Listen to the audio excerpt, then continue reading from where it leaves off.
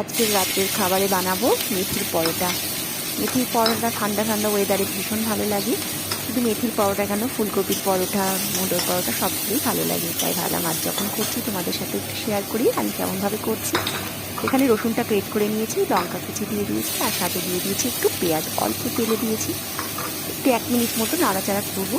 আর মেথির শাকটা এখানে আমি ধুয়ে রেখে দিয়েছিলাম আগে থেকে, আর একটু বড় বড় করে কেটে নিয়েছিলাম। মেথির শাক যেহেতু একটু কুচকুচে হয় তাই বেশি কোচাইনি, অল্প কুচিয়ে বড় বড় করে নিয়েছিলাম। এখানে 1 মিনিট মতো পেঁয়াজ রসুনটা ভালো মতো একটুখানি নাড়াচাড়া করে তারপর মেথির শাকটা এর মধ্যে দিয়ে দিলাম। মেথির শাকটা দিয়ে একটু লবণ দিয়ে নাড়াচাড়া করে একটু ঢেকে দেবো যাতে জিনিসটা নরম হয়। আর মেথির শাকটা ভেজে নিলে একটু খেতে টেস্ট লাগে, আর যে মশলা যেটা থাকে শাকের ভিতর সেটাও হচ্ছে টেনে নেবে। তার জন্য এখানে আমি লবণটা দিয়ে একটু নাড়াচাড়া করে ঢেকে দিচ্ছি। তারপর কিছুক্ষণ নাড়াচাড়া করার পর ঢাকা দেওয়ার পর তারপর যখন ওটা জিনিসটা ফুটিয়ে উঠবে তখন ওটা আমি নেড়ে চেড়ে নামিয়ে ফেলবো।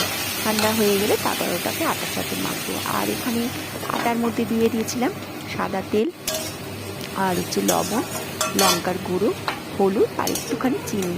এই দেখো এদিকে আমার শাকটা হয়েও গেছে। আর এখানে এই তার মধ্যে এই জিনিসগুলো আমি দিয়েও দিয়েছি। তারপর হচ্ছে একটুখানি ওই শাকগুলোর মশলাটা দিয়ে ওর মধ্যে ভালো করে আটাটা মেখে তেল দিয়ে একটু রেস্টে রেখে দিয়েছিলাম। আর সাথে করে নিয়েছিলাম একটু আলুর দম। আর এটা মেথির পরোটাটা ধনে পাতার চাটনি টমেটো সস দিয়ে ভীষণ ভালো লাগে, কিন্তু আমি রাত্রে খাবে বলে একটু আলুর দমও করে নিলাম। আলুর দমটাও দেখতেও বেশ সুন্দর হয়েছে আর খেতেও টেস্ট হয়েছিল, একটু টেস্ট করে দেখেছিলাম। আর এখানে আলুর দমটাও আমার হয়ে গেছে কমপ্লিট। আর এখানে পরোটাগুলো ভেজে নিচ্ছি। তাহলে তোমরা ভালো থেকো, সুস্থ থেকো।